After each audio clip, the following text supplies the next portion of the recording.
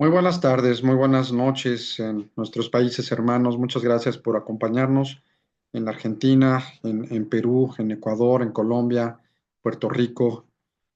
Muchas gracias por estar con nosotros en estas sesiones.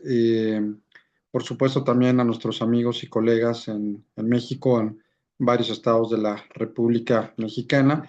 Igualmente, seguimos contando con la participación de aquellos defensores y defensoras que se van a certificar por parte de la Universidad de Alcalá. Así es que también bienvenidos, bienvenidas. Y por supuesto, también pues a los integrantes de la primera, segunda, tercera generación del programa de investigación y postdoctorado en derechos humanos y pues nuestra generación anfitriona, la cuarta generación del programa. Comentarles también como anuncio, por favor, por mensaje directo, estamos haciendo ya la planeación para el viaje a Roma, que como saben va a ser en marzo del próximo año. Por favor, por mensaje directo, tenemos ya toda esta parte de los apoyos, guías, hoteles, traslados, para que esto pueda ser pues de la manera más económica y mucho más organizada para quienes puedan acompañarnos. Pedirles también que vayan analizando el tema de investigación. Bueno, tenemos al doctor Mario Torres. Ahorita veo si está conectado aquí con nosotros para efecto de que él es nuestro coordinador en la parte de investigación, para que puedan acercarse a él para temas de pues, sugerencias, cuestiones de bibliografía, eh, hacer círculos de estudio. Estoy seguro que vamos a coincidir en muchas áreas donde podemos sumar subgrupos si estamos más o menos en las mismas líneas de educación o de salud o de inteligencia artificial o bioética, etcétera. Cualquier tema que ustedes quieran desarrollar en su investigación, bueno, pues estamos también a la orden, el doctor Mario Torres. Si no tienen el contacto, por favor escríbanme por mensaje directo, se los hacemos llegar con todo gusto. Esto se entrega en marzo del próximo año, regresando del Congreso Internacional. Pero sí es importante recordar que pues desde ahora pueden irse organizando para el tema de Roma. La idea es que ya tenemos organizada con una agencia en España que nos está haciendo favor de apoyarnos con mucho profesionalismo y sobre todo pues con todos los esquemas que requieran ustedes para ojalá contar con su participación en Roma. Reiterarles que para nosotros es un honor contar con la participación del doctor Luigi Ferraioli, quien nos hará el honor de hacer la sesión inaugural. Y bueno, pues obviamente nos falta alguna parte todavía de la coordinación del programa, pero mencionarles, tenemos confirmado el Ateneo Pontificio Regina Apostolorum, la sede de nuestro congreso, bajo los auspicios del padre Alberto Carrara, que es un gran académico, es director de la Facultad de Filosofía en aquella institución académica. Y bueno, auguramos un congreso de muy alto nivel. Así es que, pues, con estos anuncios, pues vamos a dar continuidad a nuestra tertulia, agradeciéndole a la doctora Sandra Vivanco que nos hará el favor de fungir como moderadora. Para quienes están participando por primera ocasión en las tertulias, su nombre indica, tenemos que socializar los conocimientos, ideas, ojalá podamos aportar pues posiciones no tanto quizá de opinión, que son buenas, pero en este orden de ideas, ojalá con aportaciones que nos puedan nutrir el tema que ya se comentó. Por ahí se dejaron algunas preguntas detonadoras para efecto de poder compartir, insisto, la ventaja, y siempre lo quiero reiterar, el grupo multidisciplinario nos da la posibilidad de ver ópticas que difícilmente podríamos tenerlos en algún otro programa, ¿no? La visión de un historiador, la visión de un sociólogo, de un filósofo, de un antropólogo, de un experto en bioética, jurista, en fin, todas las áreas, biólogos, todas las áreas que convergen en el programa son muy importantes y nos dan una visión diferente de aquello que nosotros a lo mejor no alcanzaríamos a percibir en nuestro área de expertise. Así es que le cedo el uso de la voz a nuestra moderadora Sandra Vivanco. Sandra, muchas gracias por acompañarnos, te escuchamos con toda atención y iniciamos. Muchas gracias, bienvenidos.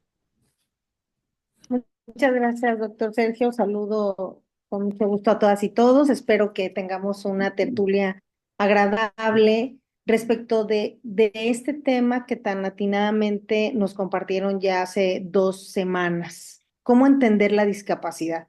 Ahorita vamos a ir a las preguntas detonadoras. Me voy a permitir, si no hay inconveniente, hablar de algunos de los puntos que se tocaron en la exposición por parte del doctor hace 2 semanas y hacer algún comentario. Pero antes de iniciar, me gustaría compartirles algo que hace más de 10 años que tuve la experiencia de trabajar en un centro de atención a personas con discapacidad, me llevó a entender las circunstancias tan adversas que viven en el día a día. Cuando llegué a trabajar no conocía pues prácticamente nada de la discapacidad, como seguramente nos ha pasado a algunos de nosotros que no la tenemos cerca en nuestro entorno familiar o con alguna persona conocida cercana.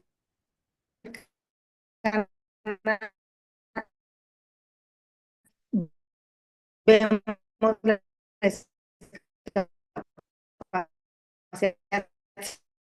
sabemos que existe y la vemos muy lejana. En que es donde yo trabajaba y vivía hace ya bastante tiempo, cuestión laboral meramente, no sabía qué hacían cuando verse en ese momento de que prácticamente todos mis compañeros, yo no sabía cómo comunicarme con ellos. La discapacidad más complicada o con la que tuve más dificultad para compartir el día a día laboral fue con las personas sordas.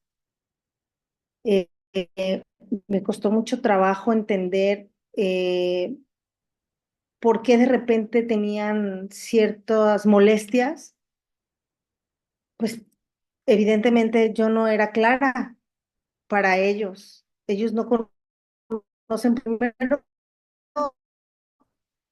eh, el español. Ellos tienen su lengua madre que es la lengua. Entonces había un abismo de comunicación. Con una persona ciega puedes hablar y te va a escuchar.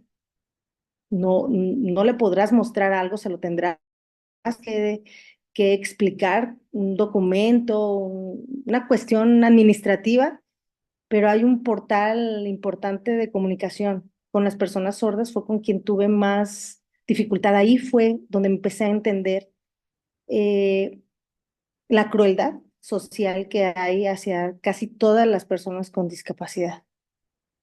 No sé si ustedes han tenido algún tipo de experiencia. Entendí que nuestros compañeros y compañeras que son médicos lo han vivido porque seguramente muchos de ellos son sus pacientes. He leído y he conocido de algunos asuntos que llevan a compañeros y amigos litigantes y es muy complicado, particularmente dependiendo qué tipo de discapacidad se presente para poder entender a tu cliente o a tu clienta, o cuando estás atendiendo a sus familias y es a través de ellos que tienes que conocer el asunto, el caso específico para defenderlos. Entonces, ahí viví mis primeros cursos de sensibilización y estoy totalmente de acuerdo con lo que exponían en la clase pasada. Esa es una de las primeras cuestiones que deberíamos de tener, ser sensibles a las circunstancias que viven las demás personas. Eso fue algo que se repitió durante prácticamente toda la plática de la semana, de hace 2 semanas. Tenemos que sensibilizarnos respecto de la discapacidad. Les invito a que busquen, seguramente en sus municipios, en los lugares donde viven. Algunas instituciones dan cursos de sensibilización. A mí me tocó tomarlos primero y después llevarlos a cabo.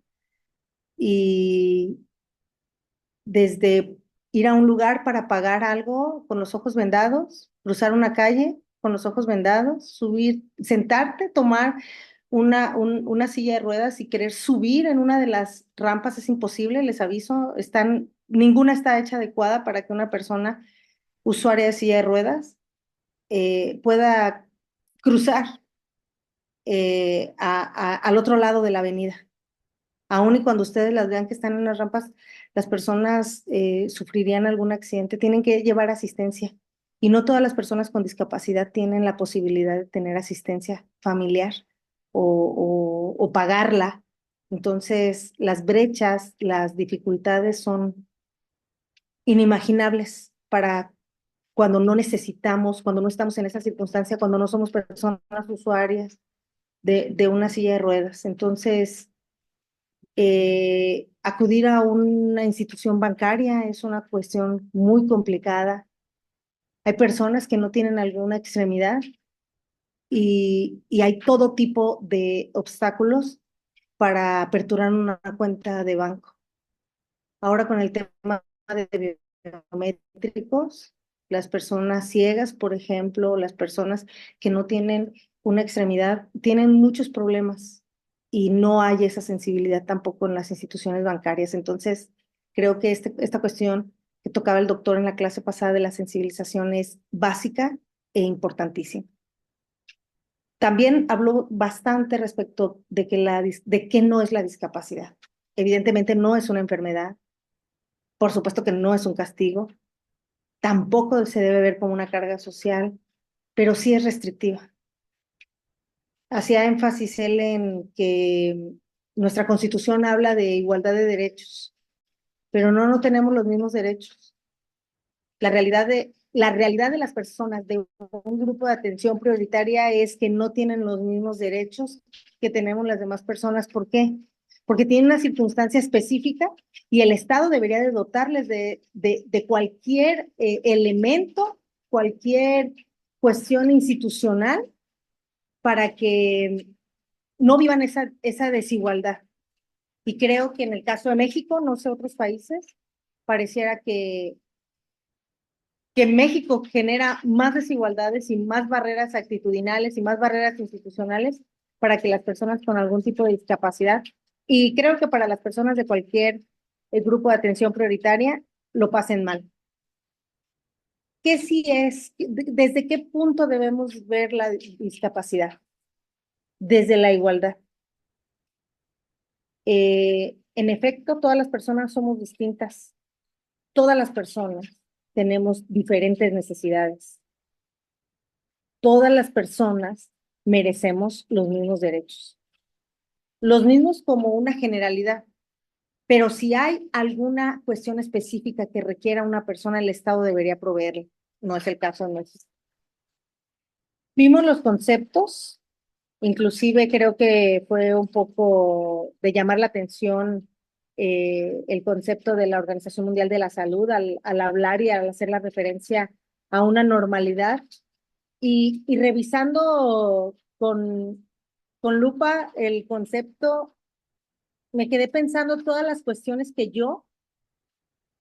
para los cuales tengo restricciones o impedimentos para realizar cualquier tipo de tarea. No soy una persona que de manera regular haga deporte, entonces creo que ahí está un primer impedimento, ¿sabes? Entonces, tendría que estar bajo este concepto y tendría que ser considerada no normal si no tengo la habilidad de correr, si no tengo la habilidad de hacer algún deporte. Creo que es un concepto que se queda corto para las necesidades de las personas, particularmente de las personas con algún tipo de discapacidad. Seguramente hay mucho ruido, no saben la lluvia que está cayendo de este lado, disculpen, eh, son cuestiones naturales, no podría controlarlo. Eh, no sé, no encontré en la revisión de la plática anterior si revisamos, que esta ya es un poco algo de mi aportación, la Ley General para la Inclusión de las Personas con Discapacidad, y particularmente en el artículo 2 hay la referencia a los conceptos y está desde la discapacidad en la fracción novena, la discapacidad física, discapacidad mental, discapacidad intelectual. Las va refiriendo cada una, si gustan se los puedo pasar en un momento, les paso la ley para no ahondar en esto porque lo importante es que tengamos una tertulia, pero sí destaco que que puede ir aparejada con las preguntas detonadoras, los problemas que se advierten. Evidentemente, como dijo el doctor, la accesibilidad, cómo vamos a eliminar las barreras institucionales y las barreras actitudinales que tenemos frente a la discapacidad, Hay restricciones, hay problemas para acceder a la educación, para acceder a servicios de salud dignos, al trabajo y evidentemente falta de políticas públicas adecuadas para que las personas con discapacidad verdaderamente se integren a nuestra sociedad en todos los aspectos. Voy a poner un ejemplo de cuestiones que sí he vivido eh, en el ámbito jurisdiccional. Algunas sentencias bueno, porque la Corte así lo estableció en un criterio, se debe de utilizar siempre el modelo social de discapacidad. Y en la materia electoral se tuvieron de alguna forma las acciones afirmativas para que las personas con discapacidad pudieran acceder a cargos de elección popular. Decirles que está padrísimo, que está muy bien, que haya quedado como una regla específica para los partidos políticos, que de su lista de plurinominales deban integrar a dos personas. Pero como siempre pasa en nuestro país, los partidos sí o sí han cometido fraude a la ley con algunas de las postulaciones, porque han postulado a personas que únicamente utilizan anteojos, a lo mejor es para vista cansada, como es el caso mío, y por supuesto que no es una discapacidad. Yo no represento a un grupo de personas que utilizamos lentes por vista cansada, no hay ese grupo. La discapacidad debería de ser vista en un cargo de elección popular desde otra perspectiva, no nada más para cubrir o rellenar un espacio. Son solamente dos lugares de los primeros 10 que deben de cubrir los partidos políticos. Si cada partido político lograra ingresar a esas dos personas, si había 10 partidos, tendríamos 20 personas. Tenemos una Cámara de Diputados de 500 personas. ¿Saben cuándo van a lograr 20 personas con discapacidad hacer realidad la agenda de discapacidad en un país con tantas necesidades? Nunca. Y pocas veces creo que puedan acceder a la tribuna. Entonces, creo que los problemas de las personas con discapacidad son muchos más amplios que lo poquito de acciones afirmativas que este país les ofrece. Me gustaría leer las preguntas detonadoras que nos ofrecen respecto de qué es la discapacidad, cómo se entiende la discapacidad. Ya vimos, nos lo explicaba el doctor la clase pasada, como una enfermedad, como un estigma, castigo divino, carga social. ¿Qué críticas tenemos? No solamente al concepto de la Organización Mundial de la Salud, sino a todo este trato, creo yo, que socialmente le han dado las instituciones a la discapacidad. Y pues dejo el micrófono abierto para quien quiera iniciar con la discusión. Gracias.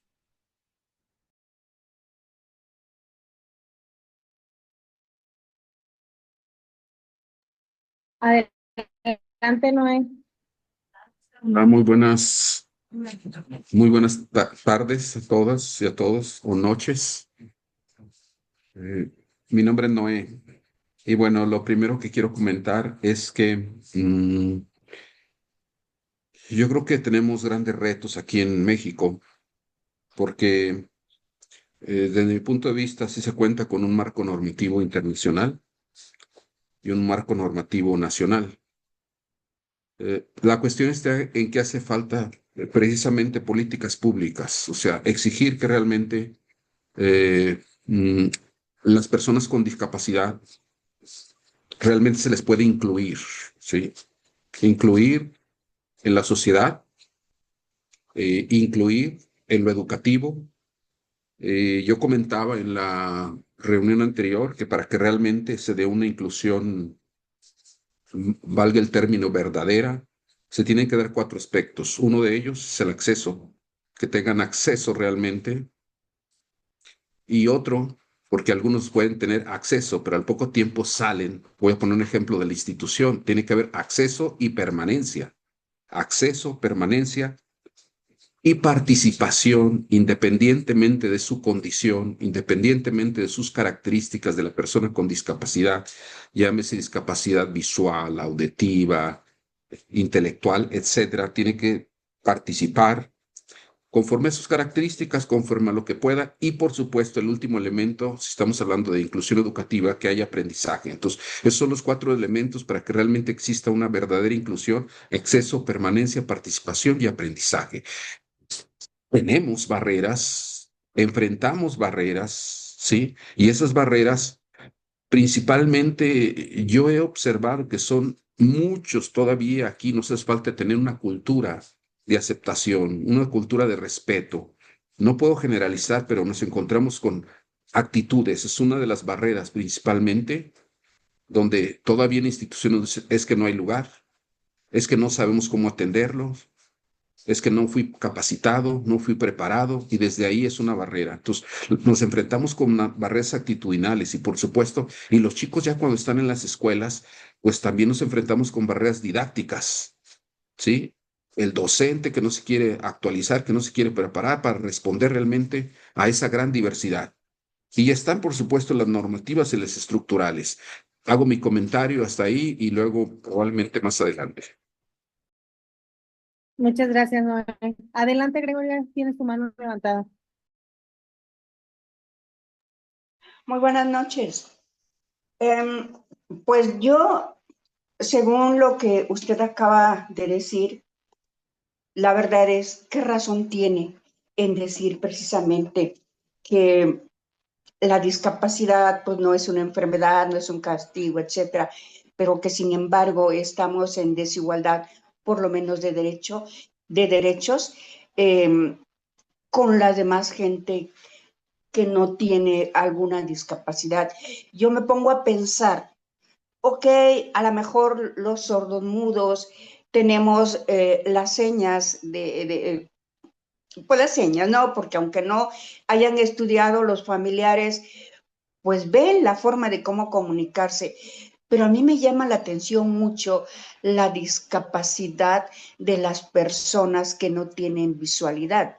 Si bien es cierto que, sí, que existe el braille, pero no en todos lugares existe esto, ni todas las personas con no visibilidad tienen la forma de estudiar esto. Entonces, los veo como una de las discapacidades más, ¿cómo podría decir?, más negativa para poder alcanzar una igualdad. Porque sí las hay, digo, el braille donde quiera, pues, pero no todas tienen esa oportunidad de estudiar. ¿De qué manera entonces podemos igualarlos a nuestros derechos?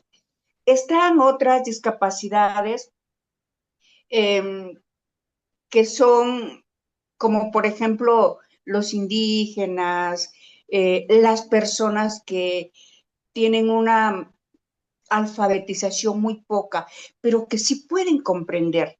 De alguna manera se les puede apoyar a que puedan entender. En la cuestión jurisdiccional tenemos ya por fortuna la sentencia de fácil lectura para apoyar a toda esta gente. Sí, pero en caso, repito otra vez, la gente con no visibilidad, ¿de qué manera se le puede apoyar? Decimos el braille, correcto, pero no todas tienen esa posibilidad. Ahí mi duda, doctora, y ahí mi incapacidad para poder entender que todos podemos ser iguales ante la ley, que todos podemos tener derecho a un acceso a la justicia. La verdad no es cierto. Hay gentes que no es posible que que se les pueda apoyar en ese sentido para que efectivamente entiendan lo que está pasando. Esa es mi participación.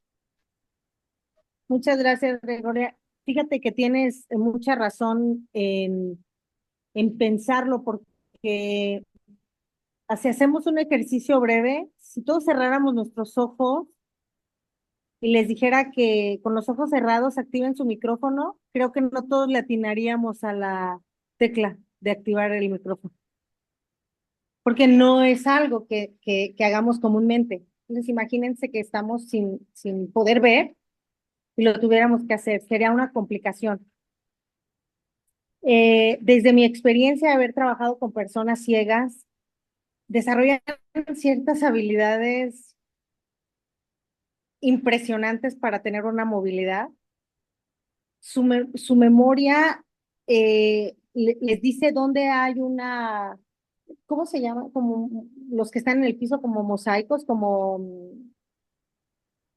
Sí, sabían ya de haber aprendido con el bastón dónde había uno, donde era nuestra oficina, que estaba mal y, y sabían dónde no tenían, por dónde no tenían que pasar. Desarrollan muchas habilidades en ese aspecto. Quiero decirte que ahí aprendí el tema de la tecnología les ayuda mucho. Eh, claro, para aquellos que tienen acceso a tecnología, con los parlantes y muchos programas y muchas actividades las pueden desarrollar así, porque el braille es carísimo. Las impresiones en braille son muy costosas. Todas las oficinas, por ejemplo, gubernamentales deberían de tener, para poder imprimir, deberían de tener una impresora para poder imprimir documentos en braille. Y si una persona ciega se los pidiera, se los deberían de entregar, pero no lo hay. En muy pocas oficinas existe. Aquí en México, lo tiene la Suprema Corte, sí tiene impresoras en braille, pero tampoco están disponibles al público porque son muy costosas. Entonces ahí viene otra desigualdad que se va enmarcando, como casi todo lo que pasa con las personas con discapacidad. Y entonces pareciera que no es culpa del Estado, sino de ellos, ¿no? Cuando el acceso te lo debería dar el Estado. Entonces, ahí coincido totalmente contigo. Y en efecto, no todas las personas, así como no todas las personas conocen la lengua de señas, tampoco todas las personas ciegas conocen el braille. Tienes toda la razón. Adelante, Mariana Morales. Cira Mariana, por favor. Este, buenas tardes. Sí, realmente en el tema de personas con discapacidad, pues vemos diversas problemáticas, pues entre ellos no es que no se haya hecho algo para que se avance en el reconocimiento de sus derechos y efectividad de los mismos. Sin embargo, pues como bien ya lo han dicho los compañeros que me antecedieron, falta de políticas públicas efectivas, tal vez por omisión por parte del Estado o, o realmente por falta también de recursos económicos. Por ejemplo, en materia de capacitación e inclusión educativa, pues sí se presentan varias problemáticas, ¿no? En ocasiones, pues decimos, es que los maestros no se capacitan, no se sensibilizan, pero es una situación bastante complicada porque pues el maestro estudia para ser maestro y para atender a cada caso o cada situación de discapacidad sí requiere una mayor capacitación que en muchas ocasiones no está al alcance de los propios docentes. Entonces, ahí es donde se empieza a incurrir en errores en materia de inclusión educativa y te dicen, pues sí te incluyo, pero estás excluido. Y entonces empiezan a aceptar a las personas con discapacidad en instituciones educativas según para incluirlos, pero realmente los tienen excluidos o con métodos equivocados, ¿no? Por ejemplo, en el caso del autismo, no todas las terapias son, o todas las formas de enseñar son adecuadas para cada persona porque pues le llaman los autismos, porque son muchísimos, como ya lo hemos visto.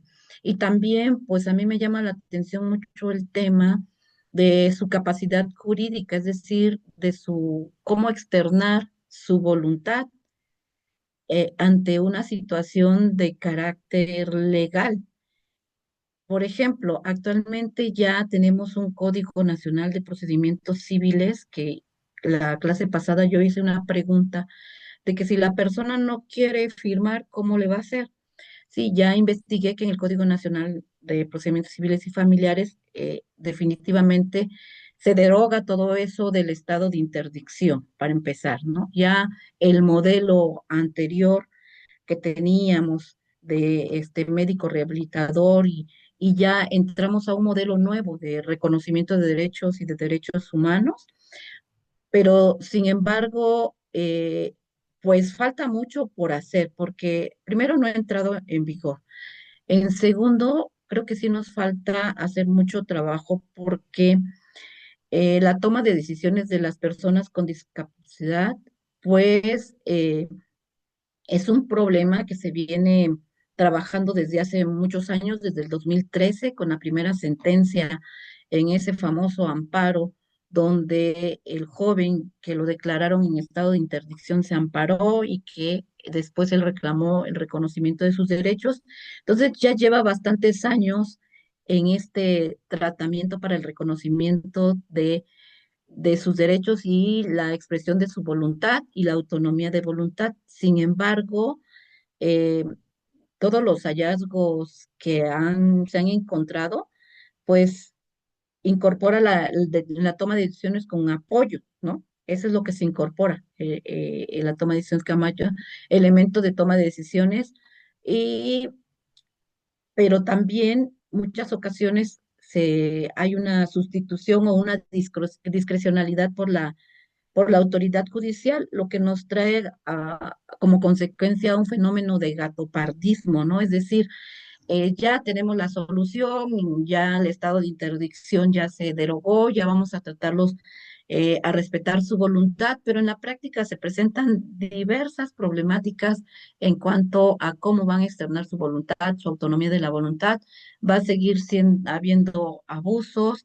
Nos falta, creo que, mucho por hacer. Entre las cosas, por ejemplo, por hacer, es que en el acceso a la justicia, por ejemplo, eh, en materia de personas con discapacidad, sí sería cuestión de, por ejemplo, proponer primeramente las sentencias de lectura fácil, como dijo la doctora Gregoria Hortensia.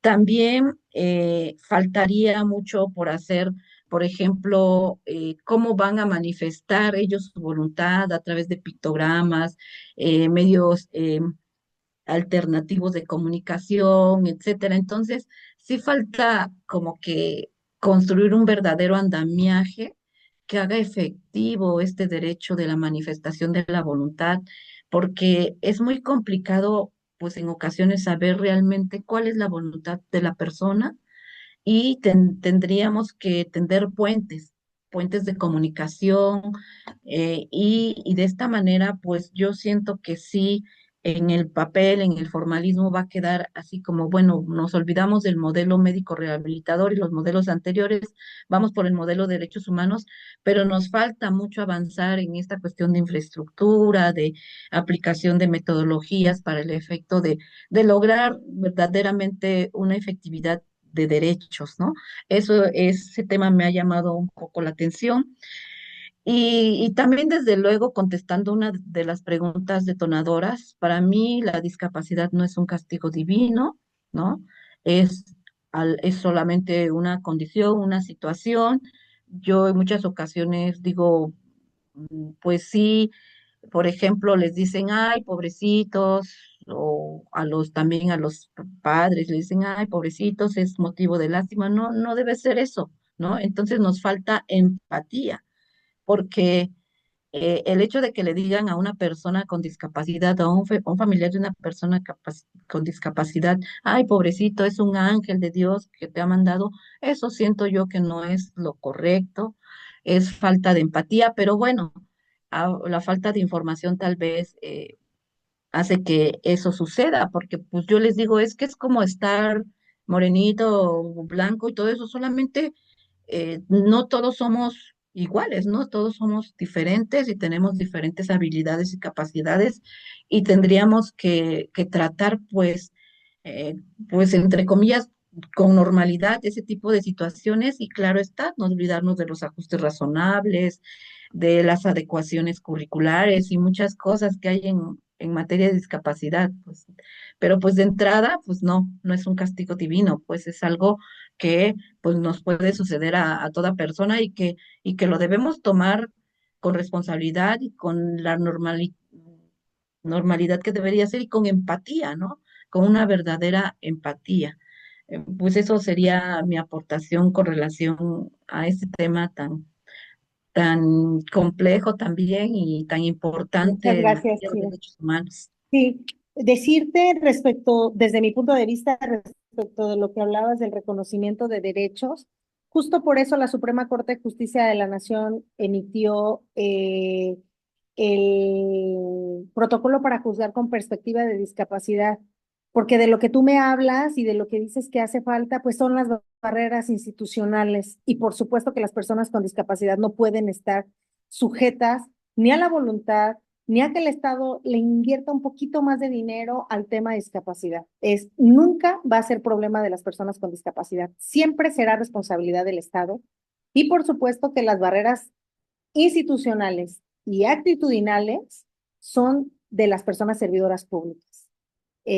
Considero que cuando estás frente a un encargo es tu responsabilidad y tu obligación si llega una persona con algún tipo de discapacidad, cómo debes de atenderla, porque tú eres la persona servidora pública, tú eres la persona que tiene la obligación de brindar el Estado, jamás será responsabilidad de la persona con discapacidad en este caso o alguna persona de otro grupo de atención prioritaria, nunca será su responsabilidad darse a entender o, o pretender que una institución le brinde el apoyo o a lo que haya ido. Sí, es que cayó un rayo acá, fuerte. Por ahí Cayó hay un un rayo muy fuerte. micrófono abierto, Héctor.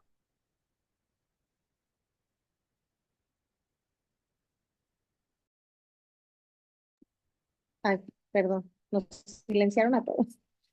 Nunca será responsabilidad de la persona con discapacidad en este sentido. Por eso está ese protocolo, los invito, lo pueden buscar en la página de la Suprema Corte de Justicia de la Nación, sirve muchísimo para entender algunas circunstancias. Y lo de lectura fácil, no solamente es que las personas juzgadoras lo deban utilizar, quieran o no utilizarlo, lo deben utilizar, no solamente para personas con discapacidad, sino también para infancias, cuando hay resoluciones que involucran derechos de infancias. Eh, Adelante, Aide, por favor. Ahorita voy a leer lo que está en nuestro chat. Ok. Hola, bueno, un gusto, soy primera vez que estoy aquí con ustedes, un gusto saludarles. Bueno, yo hablaba un poquito de las problemáticas reales que actualmente se están viviendo. Sabemos, para no mencionar a los compañeros, sobre cómo se vive en la exclusión, ¿no? Sino porque a pesar de los avances que se ha tenido y los derechos humanos que favorecen a estas personas con alguna discapacidad, no se aplican como tal en las escuelas. Se vive la exclusión, la discriminación y la falta de oportunidades para estas personas.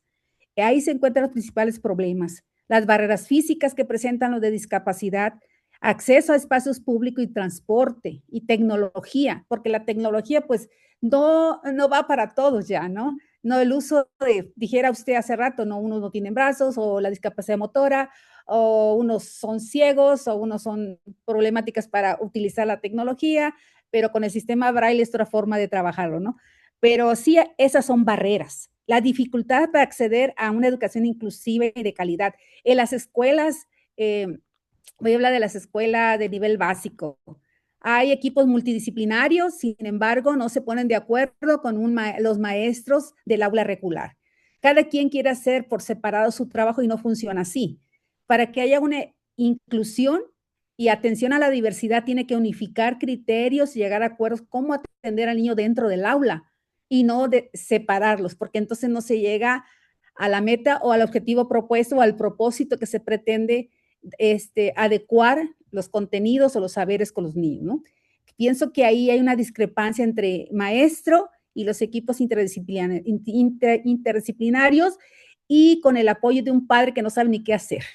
Pienso que ahí los derechos humanos no son efectivos para los niños. Los niños tienen el derecho a la educación y el derecho a ser respetados, el derecho a respetar su personalidad tal como es. Las limitaciones están para obtener un empleo cuando ya salen de un nivel, vamos a ver que de los CAN ya salen con 17 años, 18 años de los CAN y ya no tienen trabajo, o sea que se van a su casa a guardarse otra vez. Entonces, ¿de qué les sirvió toda esa etapa de que estuvieron en un CAN? Los jóvenes que tienen de 15, 18 años salen del CAN y ahí se quedan. Entonces, no hay trabajo para ellos. Digo que tiene que haber ese derecho, que les den la oportunidad, porque hay diversas formas de que ellos hagan una actividad productiva. Y la calidad educativa. Pienso que la calidad educativa difiere mucho para ellos. Cierto que hay que adecuarles materiales, hay que adecuarles contenidos, hay que adecuarles muchas cosas, pero hay que adecuarles para que ellos puedan acceder a eso. Si no lo hacemos, es como que estamos simulando en las escuelas, ¿no? Alguien decía ahí atrás que a veces entramos a la escuela sin tener conocimiento y vemos que aquel niño no aprende y aquel niño brinca, aquel niño, no sé, no escucha y pensamos que es el maestro, pero muchas veces son situaciones a lo mejor de DI que no se entiende o no se investiga. Un padre que tiene un niño con necesidades educativas especiales, ya sea de discapacidad intelectual o algo así más o menos, nunca te va a decir que tiene un problema, porque es su padre, ¿no? Entonces va a defender siempre el derecho del niño a la educación. Entonces, la limitación para tener un empleo digno y participar plenamente en la vida social. Falta de atención adecuada en la salud, ¿por qué?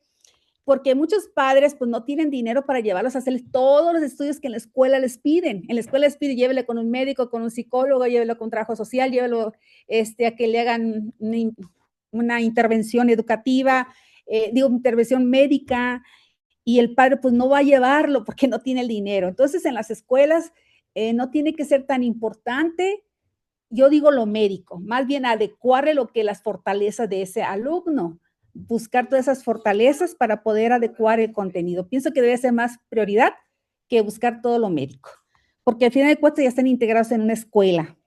Un padre que no tiene recursos nunca lo va a hacer y siempre muchos de los padres que tienen bajos recursos viven ese tipo de experiencias, ¿no? La discriminación, la marginación de sus hijos, hasta muchas veces hasta los sacan de las escuelas.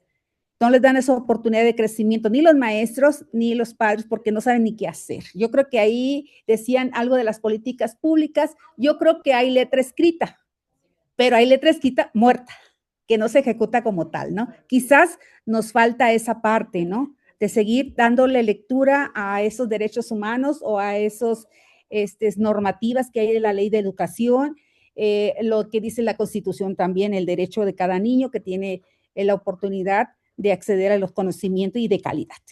Y luego la persistencia de los prejuicios, los estigmas siguen siendo en las escuelas los niños son a veces muy duros y pienso que hasta el maestro dice, no, aquel no va a aprender, ¿para qué le ayudo?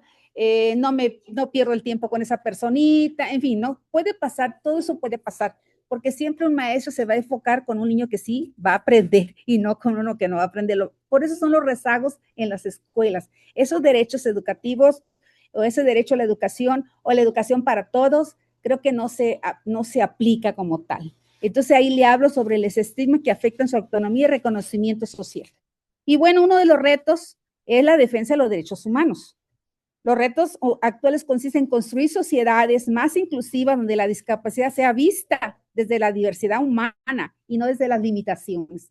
Porque limitarlos, no puede no puede no puede pues nunca vamos a encontrar que puede. Si estamos limitando nosotros los adultos a aquellas personitas que acceden a la escuela. Y así estoy hablando de nivel básico, de primaria, secundaria o hasta preparatoria, ¿no? Que es lo que se está fortaleciendo ahorita, que todos los niños pues lleguen a la preparatoria. Y bueno, por eso de las becas, ¿no? Que se les den oportunidad, pero como son excluidos a cierta edad, porque se supone que ya no van a llegar a ese nivel, pero ahí están los derechos humanos que se deben trabajar para esos jóvenes, porque si se les están aportando una beca, aunque tienen una beca como discapacidad, pero más bien yo considero que tengan una oportunidad de crecimiento personal en la escuela para que después lo apliquen en un trabajo. Yo pienso que ese es el reto más grande. Y bueno, esto es para garantizar la educación basada en la inclusión. Y pues tenemos en las escuelas hay diversidad e incluirlo. Es el punto clave, ¿no? Y bueno, hay que combatir esa discriminación que es lo que más afecta a los alumnos. Pues hasta ahí lo veo sobre los derechos humanos y pues la defensa de los derechos humanos es un compromiso social para lograr una sociedad más justa, equitativa, respetuosa de la dignidad de las personas. Sí, Gracias. Gracias, Aide. Justo creo que una de las cuestiones que debemos saber distinguir es entre integrar e incluir. Cuando nosotros integramos a una persona con discapacidad, le estamos obligando un poco a que se adapte a ese entorno, solo que la estamos trayendo.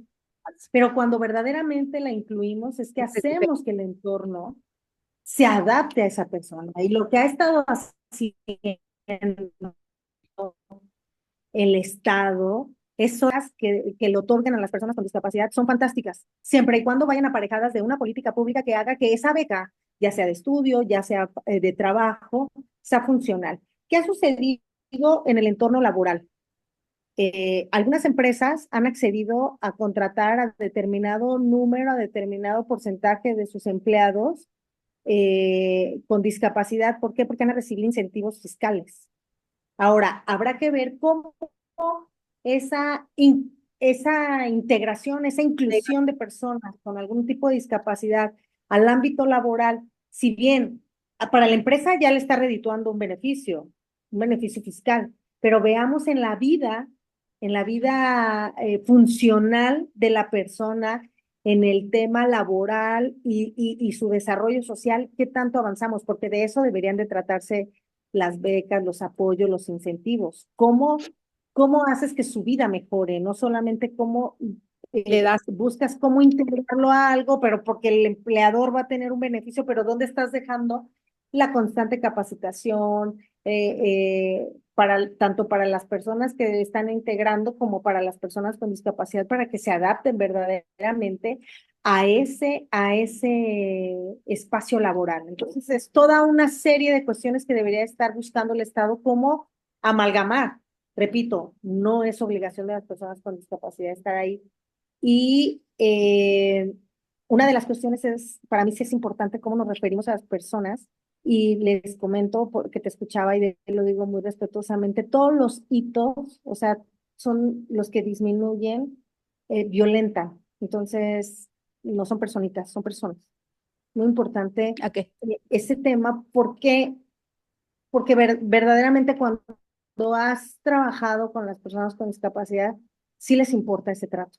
Incluso quiero decirles, ahorita me recordé que escuché a Cira hablar del tema del autismo.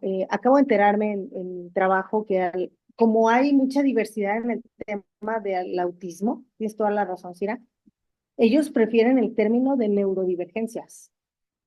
Yo eso lo acabo de aprender. No lo sabía, no se los puedo explicar totalmente porque eso lo acabo de aprender, todavía no investigo lo suficiente, pero creo que es parte de cómo se va avanzando en el tema de derechos y cómo quieren ser mencionados y tratados. Vamos con Olga, por favor, sigue Mariela, después de Hola, Olga. muy buenas noches a todos y todas. Saludos desde Colombia. Recogiendo lo que los y las compañeras anteriores pues han estado comentando, más los documentos que nos hicieron el favor de enviar, yo quisiera permitirme llamar la atención acerca del entendimiento de la discapacidad no individual. O sea, pienso que hay una discusión, está girando un poco el debate en torno a que es una situación, comillas, individual o de una persona X o Y en diferentes situaciones. En el tema de derechos humanos, considero que justamente es que sí, una persona en un aula o en una zona escolar o en nuestra familia o en el entorno más cercano, como dice que es una situación del individuo o individuo, persona y su entorno. Todos estamos ahí discapacitados, ¿sí? Esa es, digamos, el verdadero involucramiento, considero yo que sería, porque es muy fácil decir el tema de la inclusión, ¿no? Inclusión es, siéntelo ahí, digamos, y que, o en una reunión, y que esa persona se sea, comillas, igual. Como está con nosotros, está igual a todos nosotros. Tiene los mismos derechos porque está con nosotros. Y es que nosotros no tenemos la situación que el individuo puede tener. Entonces, nosotros tenemos que sentirnos también, comillas, discapacitados para estar igual. No esa persona hacia nosotros, sino nosotros hacia ella o hacia la persona que está. Esa sería, digamos, una visión diferente a la consideración de la desigualdad. Porque como se entiende o se ha entendido la discapacidad, sobre todo pues en los planos de la educación, sigue siendo un individuo, comillas, extraño, con una serie de situaciones diferentes que los demás solo miran y no tocan y no, incluso no respetan.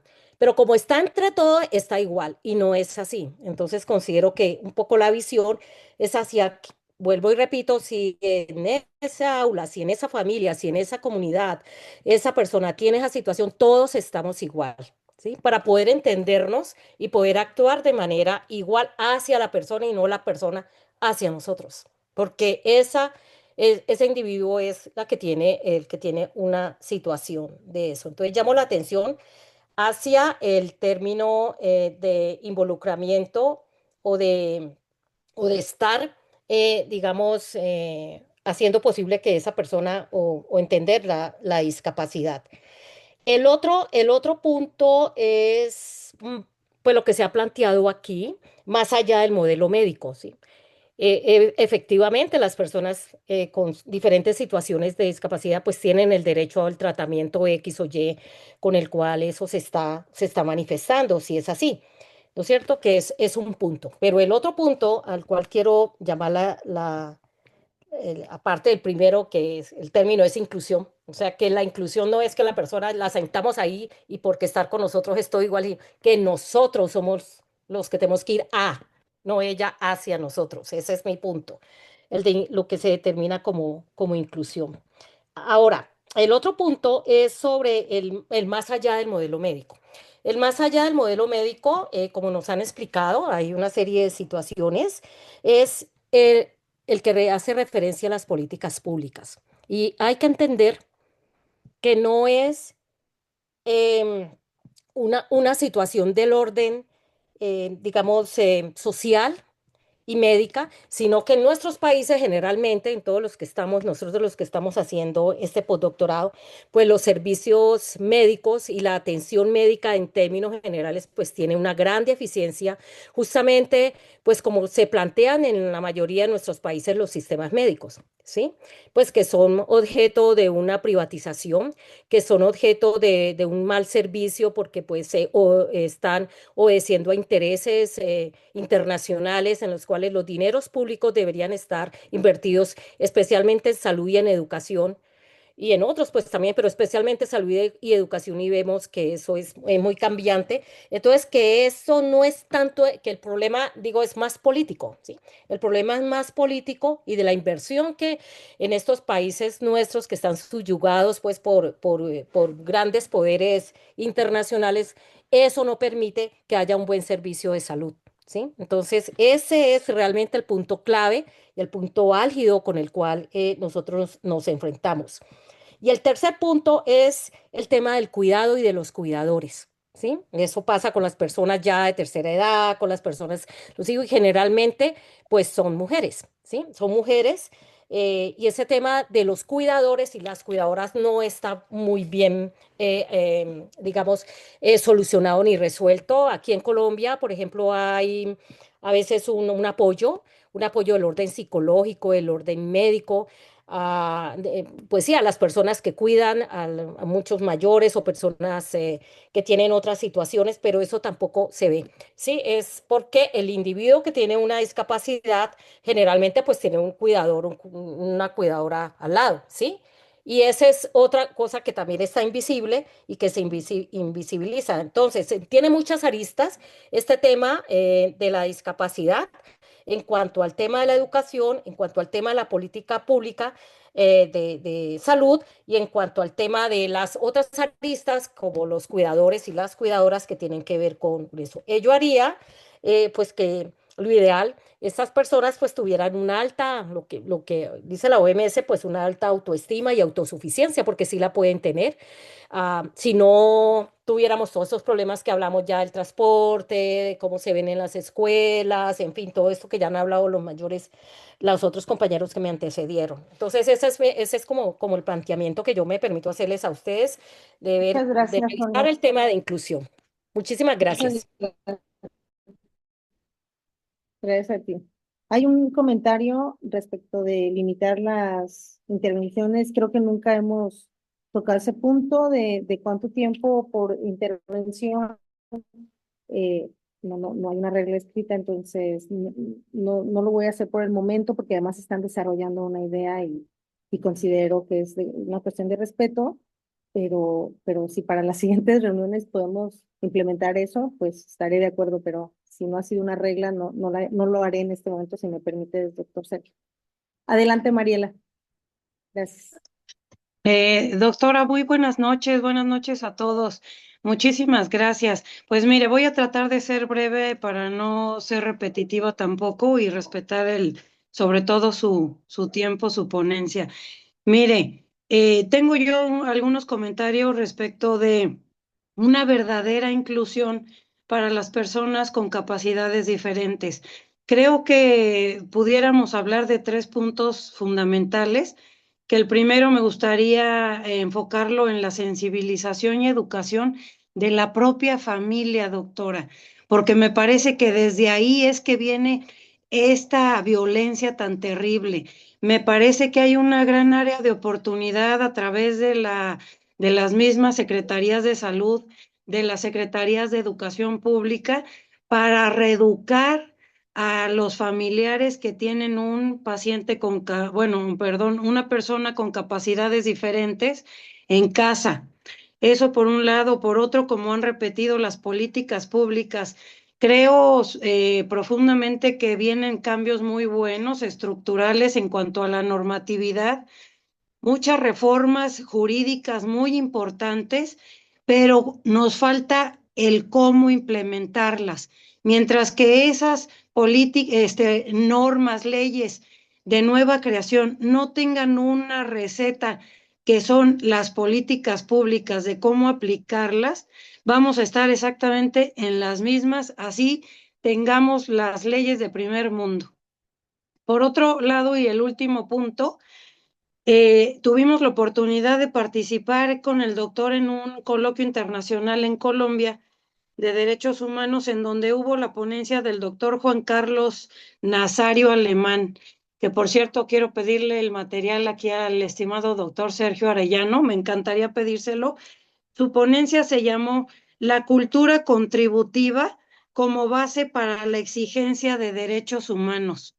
Porque siempre decimos y exigimos y el Estado, pero en la medida que nosotros como ciudadanos cumplamos con esas contribuciones que nos están requiriendo, con esa medida también se van a poder implementar mejores rampas, mejores escaleras, porque no podemos dejar todo en manos del gobierno, definitivamente no va a avanzar.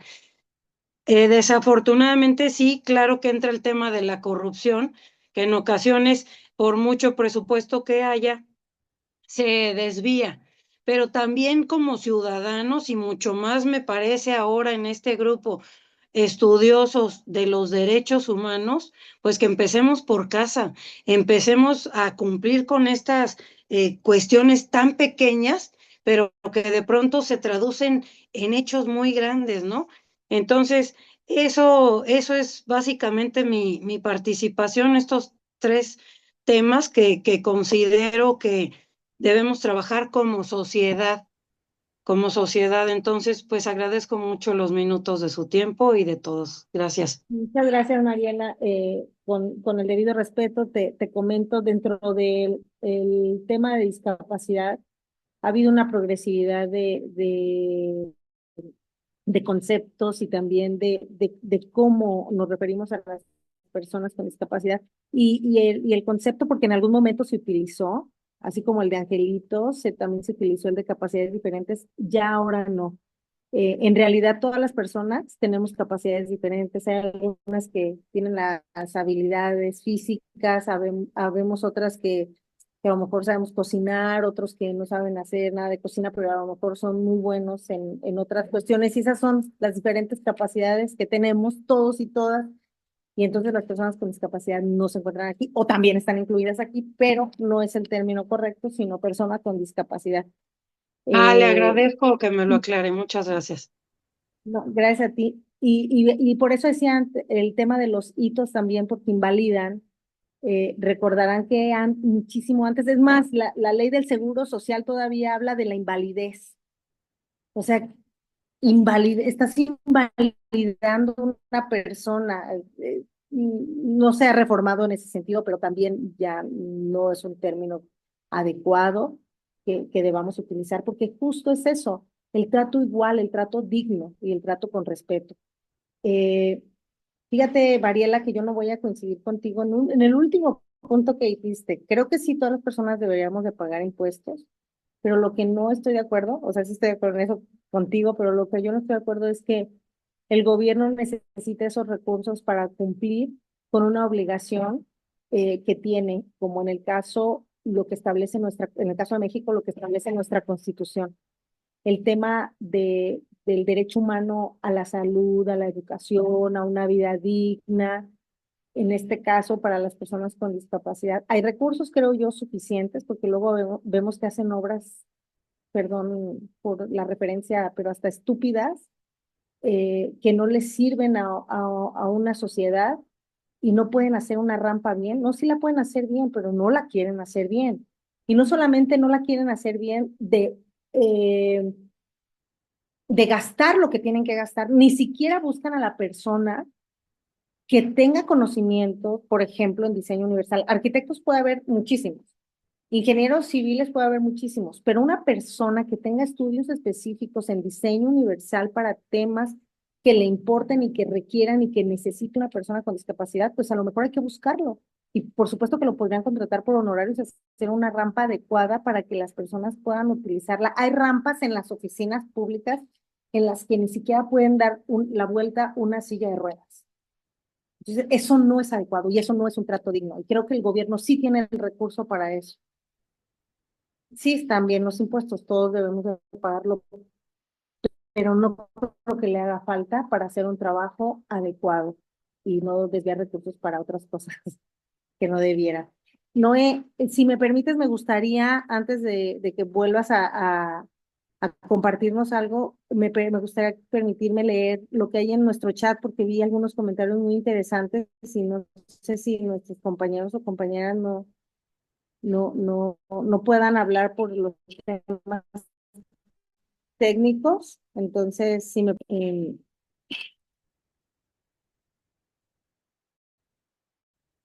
hay un primer comentario, pues estoy perdiendo, de, de Adela Vallejo, que nos dice que nuestro marco jurídico, bueno, me imagino que es en México, reconoce la discapacidad desde un enfoque de derechos humanos. Muchas leyes secundarias, reglamentos y políticas públicas continúan utilizando un enfoque asistencialista, claro. De hecho, creo que esa es una de las críticas más grandes que ha tenido el tema de las becas, que son utilizadas así. Es necesario eliminar el lenguaje en ese mismo tenor, Adela, el lenguaje paternalista y sustituir programas asistenciales por políticas de inclusión. Lo que pasa es que creo yo que no hacen la debida evaluación de las políticas públicas, de los proyectos, no hacen las mediciones específicas para ver si está funcionando, si es exitoso el programa o no, o qué deben de adecuar para que pues, una verdadera evaluación nos permitirá tener políticas públicas verdaderamente integradoras, que verdaderamente incluyan. La discapacidad debe entenderse jurídicamente desde el modelo social y de derechos humanos, no desde la caridad ni desde la incapacidad. Eso lo dice precisamente la Suprema Corte de Justicia de la Nación. José Luis, no sé si lo voy a decir bien, Cummings, corrígeme si dije mal, el Código Nacional de Procedimientos Civiles, gracias, y Familiares ya entró en vigor por cuanto hace exclusivamente al fenómeno de la incapacidad según el apartado transitorio, y en Rosarito, Baja California, entró en vigor en su totalidad. Me imagino que era respecto al comentario de nuestra compañera Cira, ¿verdad? Muy bien, qué importante saberlo. Fíjense que yo, como no litigo, no sé esa parte, pero agradezco que ustedes sí. Creo que me estoy perdiendo un comentario. Doctor, si ves que me pierdo un comentario, dime, porque no sé por qué no me puedo regresar. Veo un comentario, no alcanzo a ver de quién, que dice que somos de Catalina Bustillos, pero me quedó uno arriba. Los padres somos los primeros que debemos capacitarnos para poder enseñar a nuestros hijos a vencer las barreras externas. Si bien hay un marco legal de que nos sirve sin capacitación en letra muerta, que muchos de los gobernados enfrentamos, debemos partir de capacitar a quienes tienen la guardia y custodia de las personas con discapacidad para en ese orden de ideas enseñar en lo posible a las personas para defender sus derechos. Lo digo desde el testimonio de uno de mis hijos que en su momento fue discriminado por compañeros y maestros. Tienes toda la razón, debemos enseñar eso y debemos exigirle al Estado. Ya me acordé, había uno de los comentarios que hicieron de los camps de las escuelas, pero también todo tipo de instituciones educativas tienen que recibir a cualquier niño, a cualquier niña, y sí es obligación del Estado capacitar a sus profesores, aun y cuando hay capacitación específica en algún tipo de escuelas. Hay un comentario antes del de Catalina que no puedo ver, o creo que ya es el que había leído de Adela. Si me brinqué, por favor, alguien léalo. Y Catalina vuelve a decir que es importante tener los congresos mesicas para la verdadera inclusión y no discriminación, que ha sido contigo. Y Rutilo Castrejón, el problema es que todo se queda en papel, no se van a la práctica desde las escuelas de educación básica hasta la sociedad misma, coincido totalmente. No sé si alguien más, antes de darle la palabra a Noé, quiera hacer uso de la voz, ¿no? ¿Nadie? Y no porque te esté discriminando, ¿no? No es eso. Es que ya habías participado y queremos escuchar a más compañeros y compañeras. Adelante, Noé. Bien, gracias. Ya como se ha mencionado algunos aspectos sí, muy importantes, solamente quiero tocar dos puntos. Uno, que efectivamente hemos transitado de diferentes modelos, ¿sí? Y en muchas ocasiones esos modelos hacían referencia que la persona con discapacidad era quien tenía el problema, ¿sí? Entonces, esos modelos, muchos de esos modelos por los que transitamos, veían a este tipo de personas, a las personas. Ellos son los que tienen el problema. Hoy en día estamos bajo un modelo social que definitivamente no tiene que ver con lo otro. Hoy en día lo que enfrenta la persona con discapacidad son barreras, como las que ya se han hecho referencia. Entonces estamos hablando de algo externo. Por lo tanto, ¿cómo se va a favorecer la inclusión en ellos?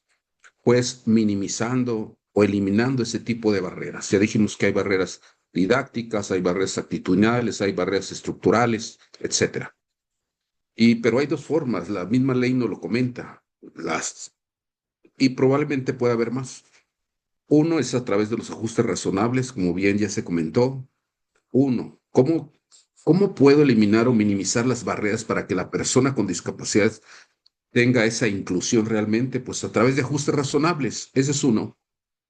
Pero también en el plano eminentemente educativo sobre lo que es el diseño universal de aprendizaje, ¿sí? Entonces, el diseño universal de aprendizaje surge en los Estados Unidos, muy concretamente David Rose, 1983, pero apenas está llegando a México, ¿sí? Yo estoy hablando de acá de México, de la ciudad de Aguascalientes, y ya tenemos 2 años en el estado, completo el estado, donde ya lo estamos implementando.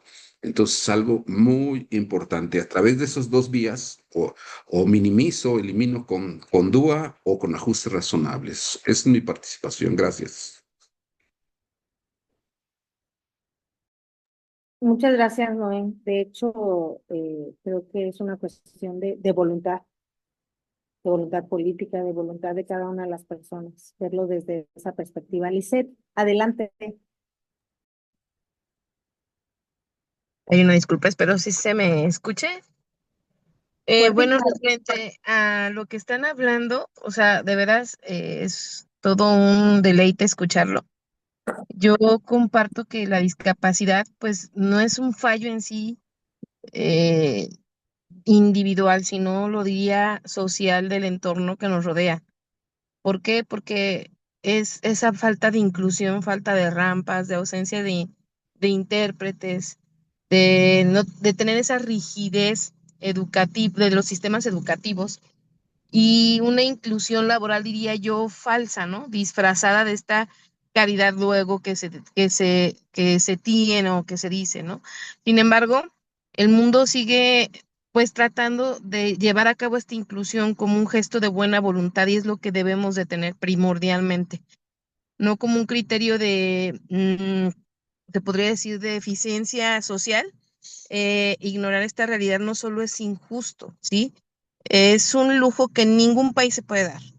No creo que sea el problema en la falta de legislación que cabe añadir, hace falta, es más bien la ejecución de esta y la participación, yo diría más que activa, proactiva de la misma sociedad. y proteger estos derechos, eh, digamos, yo diría con inteligencia colectiva empática.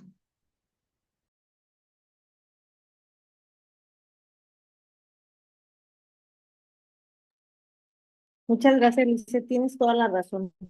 Humanismo, creo yo, que, que engloba toda esta circunstancia.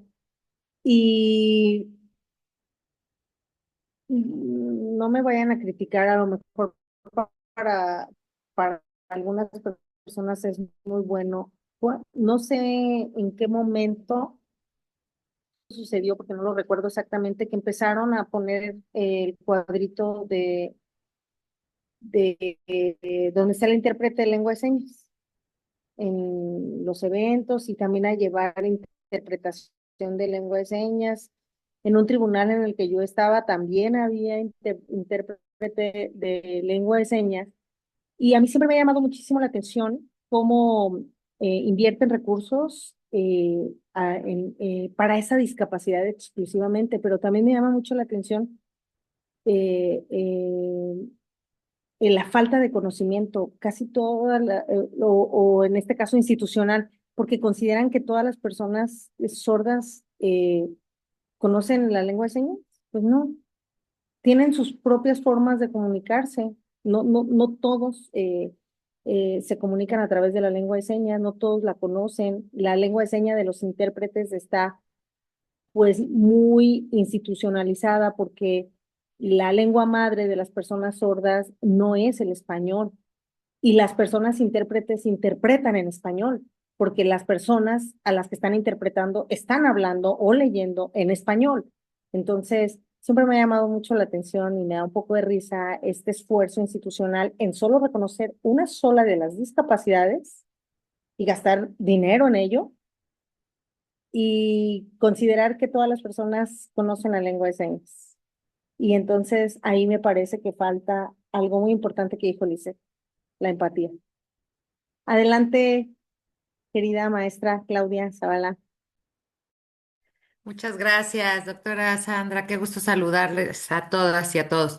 Pues he estado muy atenta a todos los comentarios y quisiera plantear de manera muy breve una experiencia desde lo institucional. Me parece que hay que voltear a ver a las instituciones que han hecho esfuerzos. Uno de ellos es, como lo comentas, Sandra, esta traducción en lenguaje de señas, que no fue una única acción institucionalmente se abrió y yo creo que aquí sí hay que reconocer a las autoridades electorales que son las que han sido pioneras en muchas cosas para coadyuvar y trabajar en conjunto con las personas con discapacidad en el sentido de que se preparó un equipo de traductores para poder hacer este trabajo institucional de traducción en lenguaje de señas, pero a su vez también se capacitó al personal, a todo el personal, por ejemplo, de los módulos de atención ciudadana. No solo para lo que decíamos, para aprender el lenguaje de señas, sino también para comprender las situaciones de discapacidad, las distintas situaciones que pueden estar las personas en discapacidad.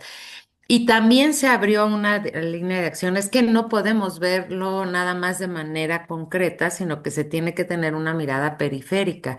También se abrió las medidas de nivelación, porque en la medida que nosotros no incorporemos a las personas al trabajo cotidiano, también nos quedamos ciegos. Institucionalmente, el Estado es ciego porque no alcanza a comprender las necesidades de las personas que viven en discapacidad. Entonces es importante que se dé de esta forma integral, sobre todo para quienes están en las instituciones del Estado mexicano, porque efectivamente es la obligación y la responsabilidad del Estado generar las condiciones para que las personas con discapacidad puedan tener y realizar su proyecto de vida. En esa medida, creo que sí hay un buen ejemplo de un mapa de ruta de acción que se hizo desde las instituciones electorales para tener no solo una guía, una línea, sino diversas líneas que permitieran a toda la institución, pues, tener mayor alcance. Obviamente falta muchísimo, por ejemplo, una de las certificaciones que se tiene pendiente de concluir, pero que por falta de recursos no se pudo concluir en el INE, fue la norma oficial 25 y la norma oficial 35, que van muy de la mano, pero que generan obligaciones de las instituciones para generar condiciones para atender las diversas discapacidades. Entonces, creo que este tema va a ser un tema, a pesar de que es responsabilidad del Estado, que estamos en derechos humanos, que el derecho a la dignidad y todos los correlativos a él exige que se tome en consideración muchas medidas. La realidad es que institucionalmente estamos muy atrasados y, como bien lo han dicho algunas de las voces que precedieron, pues evidentemente está escrito el derecho, pero llevarlo a la práctica me parece que va a llevar muchísimo tiempo y, sobre todo, aquí en este grupo pues algunos son abogadas, abogados que están en litigio estratégico. Creo que eso también es algo que va abriendo brecha. Gracias. Muy cierto, maestra Claudia, y comentar que en este tenor también el Comité de Derechos Internacional de Derechos Humanos tuvo algunas observaciones para el Estado mexicano, precisamente para la participación política de las personas con discapacidad. Creo que fue por el 2014 esa recomendación. Y también decirles que en Ciudad de México, que seguramente la maestra Claudia va a conocer muy bien esas acciones que implementó en ese momento el OPLE, que fue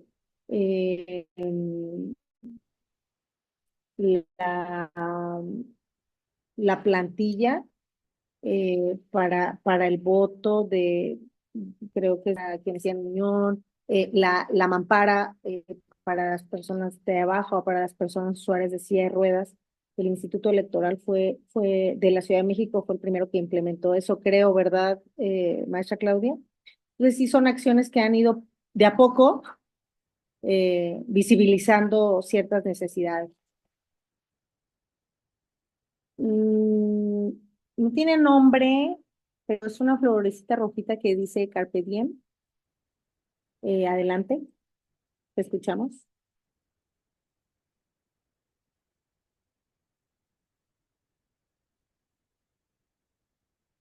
No nos escuchamos. No, no sé quién era quien había levantado la mano. No tenía nombre. Bueno, sí tenía un nombre, pero si Sí, gustas, es el Mónica micrófono está ahí. Patricia Campos. Hola, ¿me Adelante. escuchan? Ah, Mónica, sí, adelante. Hola, buenas noches. Pues miren, mi cámara no sirve, pero espero que me puedan escuchar. Su servidora trabajó durante muchísimos años en la Comisión Nacional de los Derechos Humanos y muchos de esos años trabajé para personas con algún tipo de discapacidad. En esta ocasión quiero comentarles que es preocupante la cifra de personas con algún tipo de discapacidad en México, porque nosotros podemos hablar de que hay personas con discapacidad, pero cuando no visualizamos la cantidad, tampoco tenemos idea de la problemática a la que nos enfrentamos, problemática que no hemos resuelto como se debe de resolver. Fíjense, en México, 1 de cada 6 personas padece algún tipo de discapacidad, es decir, alrededor de 20.8 millones de personas tiene algún tipo de discapacidad, limitación o dificultad para realizar alguna actividad básica. Esto trae aparejados ciertos problemas, como lo vimos en la sesión antepasada. El 48% de estas personas no tienen acceso a la educación básica, es decir, la tasa de analfabetismo es altísima. En el empleo, el 70% de las personas con discapacidad no tiene un empleo formal. En términos más llanos, 1 de cada 10 personas solamente logra acceder a un trabajo con prestaciones. Ahora, en salud, el 60% de los centros de salud no tienen espacios accesibles para personas con discapacidad motriz. ¿Qué quiere decir esto? Que se presentan quejas en materia de derechos humanos en un 40% por este tipo de circunstancias. Es altísimo. Ahora bien, vámonos a tierra. El 85% del transporte público en México no tiene acceso para personas con discapacidad. En la Ciudad de México, solo 3 de cada 10 estaciones del metro tienen accesibilidad plena.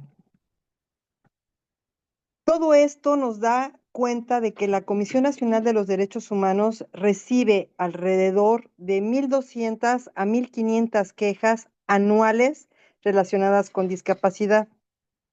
Tengo el dato de 2023, no tengo el dato reciente. En ese año 2023 se registraron 1,387 quejas y se abrieron expedientes vinculados con violaciones a derechos humanos por personas con discapacidad. ¿Cuáles son las instituciones que más violentaron los derechos humanos de las personas con algún tipo de discapacidad? Estamos hablando de la Secretaría de Salud, Secretaría de Educación Pública, IMSS, ISSSTE y en general los gobiernos estatales y municipales. ¿Cuáles son las violaciones? Gravísimo. La negación de servicios médicos, no la falta, la negación de servicios de salud, 32%. El 27% fue por falta de accesibilidad en las instituciones públicas. Más grave, discriminación en educación. Otra de las violaciones a derechos humanos fue la negligencia en programas sociales y violaciones a la autonomía y capacidad jurídica. Pero esto no frena aquí. Menos del 40% de las recomendaciones de la Comisión Nacional de los Derechos Humanos se cumplen totalmente en materia de discapacidad. ¿Qué quiere decir esto? El 60% restante queda sin cumplimiento efectivo o cumplimiento total. Y bueno, el 72% de las personas con discapacidad en México, 72% reporta haber sufrido una violación a derechos humanos.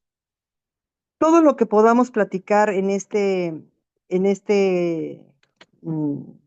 espacio tan interesante tiene que bajarse a nuestras mesas, a nuestras áreas de trabajo, desde nuestras trincheras, empezar a fomentar cambios.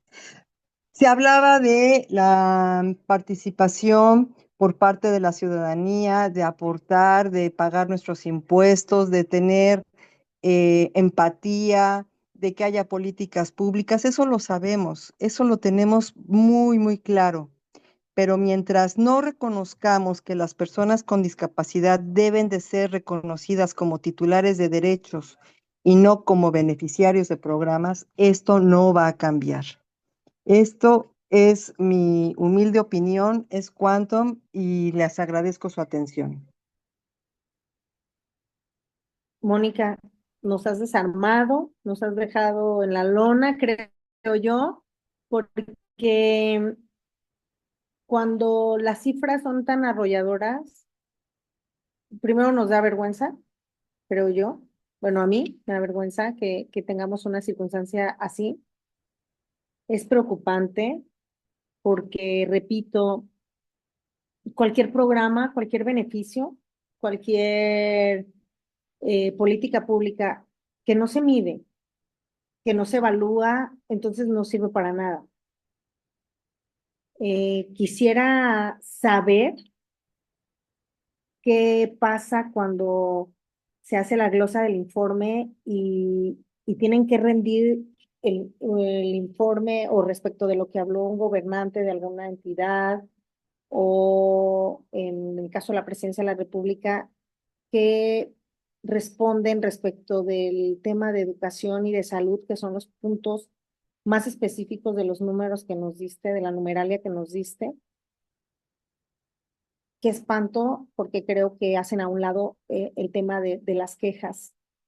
Ya sé que parece que no he estudiado nada de derechos humanos, pero yo sí creo que las comisiones de derechos humanos deberían de tener algún punto de coercitividad para que sus determinaciones no sean solo un llamado a misa. Tiene que haber algún tipo de sanción para aquellas personas que hacen caso omiso cuando llega una recomendación.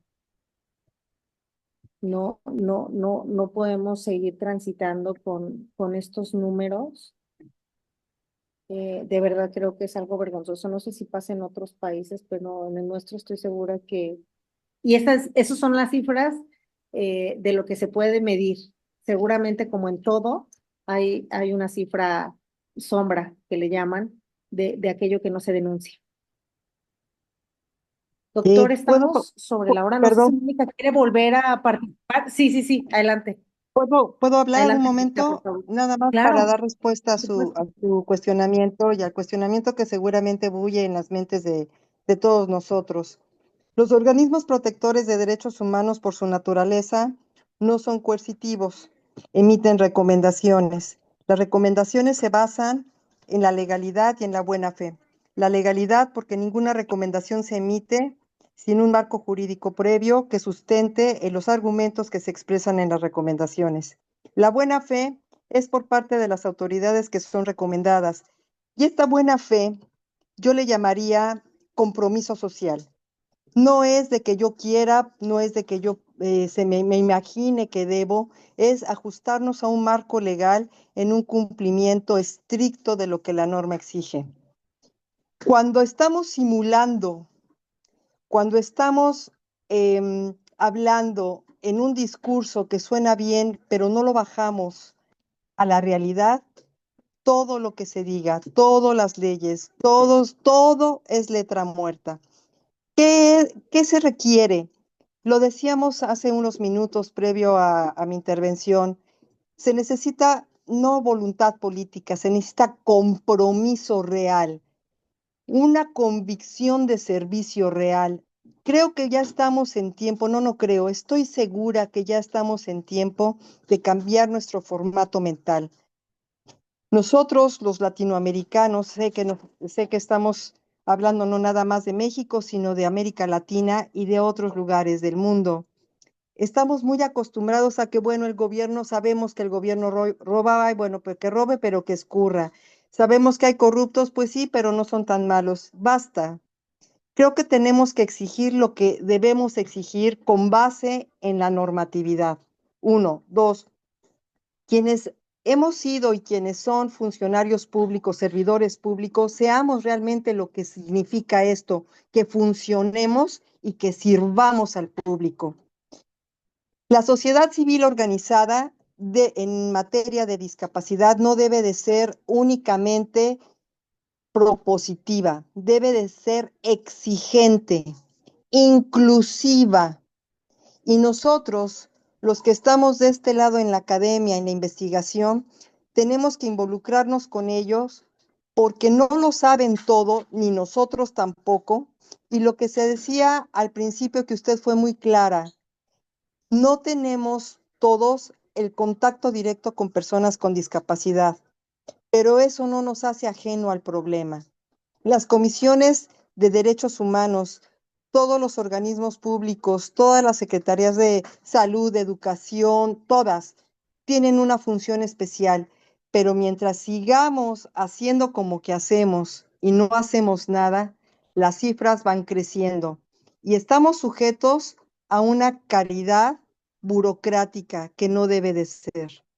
Coincido con los participantes que dijeron que el Estado tiene la obligación de aportar todos los recursos, tanto para salud como para educación, como para todo, pero no estamos exigiendo lo debido, estamos dejando que nuestros gobiernos hagan lo que les place y nos den, perdónenme la palabra, a tole con el dedo. Basta ya, no es un reclamo, es un llamado a nuestra conciencia y a nuestra probidad como servidores públicos, como personas normales, como ciudadanos de a pie, que tenemos que hacer algo. Es cuanto. Gracias. Muchas gracias, Mónica. Doctor, está muy buena la plática. No sé si alguien más quiere intervenir antes de entregarte el micrófono que amablemente me prestaste este día. No sé si alguien más quiera opinar algo. Creo que también leímos prácticamente todo lo que estaba en el chat. Claro. Muchas gracias a todos y todas. Creo que hoy todos y todas aprendimos algo nuevo. Nos llevamos algo. Adelante, doctor. Sandra, muchísimas gracias. Fue una tertulia muy nutrida, de eso se trata. Muchas gracias por la moderación. Muchas gracias a quienes nos apoyan con sus participaciones. Hemos mencionado que esto es lo más importante de las tertulias, escuchar nuevas voces bajo su expertise y que nos abran los ojos para poder ver algunos otros temas que quizá en nuestras diferentes especialidades no percibimos, ¿no? Quisiera si les interesa, lo subo al grupo de WhatsApp. A mí me conmovió, no sé si conocen la historia de Tony Meléndez. Tony Meléndez, una persona nicaragüense, ahorita tiene 64 años de edad, nació sin brazos, tuvo una vida que por su propia naturaleza, pues iba a ser muy complicada con esta discapacidad eh, física que, pues para muchos sería un impedimento de poderse realizar como personas. Aquí hay que tomar en cuenta que todos somos personas, todos con dignidad y demás. Tenemos características diferentes o circunstancias diferentes, pero no nos hacen ni mejores ni peores personas, al contrario. Yo creo que debemos de aprender muchísimo de aquellas personas que nos dan un ejemplo de vida, como Tony Meléndez. Les repito, si quieren, ahorita les subo el video. A mí me conmovió porque con esta discapacidad, que ahorita cuenta con 64 años de edad, se dice que su historia fue porque su mamá tomó un medicamento que se llama talidomido, que le generó obviamente el que naciera sin brazos, pero él pues quiso salir adelante. De hecho, se casó, tuvo un matrimonio, pudo tener hijos, una familia y sobre todo algo muy interesante, una persona de mucha fe, una persona muy católica, muy religiosa. Y bueno, imagínense para alguien con esta fe hablar del Papa, ¿no? Que es la figura pues, más emblemática para cualquier feligrés que esté convencido de la existencia del Papa y toda la estructura que la Iglesia Católica nos presenta. Bueno, para no hacerles el cuento largo, empezó a tocar la guitarra sin brazos. ¿Cómo le hizo? No lo sé, pero empezó a tocar la guitarra. Y resulta que fue un testimonio de lucha y una frase que a mí se me quedó muy grabada es, sí se puede. O sea, sí se puede, no hay que irnos con el no, no puedo. Imagínense, si los que estamos aquí presentes podemos decir que no tenemos algún tipo de discapacidad que nos impida ejercer nuestras funciones naturales o nuestra propia esencia, no tenemos este tipo de dificultades. Esta persona que nació sin brazos me dio un ejemplo de vida, primero, porque no se rindió. Segundo, porque una discapacidad no lo hace menos ni peyorativamente como ser humano. Y él logró cantarle al Papa Juan Pablo II en un foro de más de 300 personas, donde el Papa se conmovió, se acercó, le dio un beso y lo abrazó diciendo que era un ejemplo de la juventud hace algunos años. El video termina llorando Tony Meléndez como un proyecto de vida de que el Papa, el representante de Dios en la tierra, se acercó a él, le dio un beso y le agradeció por ser un ejemplo de vida. La verdad a mí me conmovió. Si les interesa, se los mando. Un ejemplo de que sí se puede, que la discapacidad no es una situación de incapacidad, como ya se había mencionado, sino al contrario, tenemos que sensibilizarnos y convivir, apoyar, ser inclusivos, incluyentes en todos los sentidos, dar los mecanismos necesarios y efectivamente coincido, desde la academia, desde nuestra trinchera, en donde estemos, hagamos algo por esta inclusión que desgraciadamente es un estereotipo social que desde niños nos han generado a verlos diferentes, cuando no somos diferentes, somos seres humanos en igualdad con características distintas. Así es que bueno, pues no me resta más que agradecerle a Sandra nuevamente su participación como moderadora.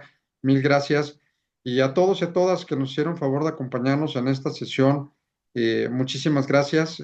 Vamos a subir material, vamos a continuar con las personas que se van a certificar en temas de atención a personas con discapacidad.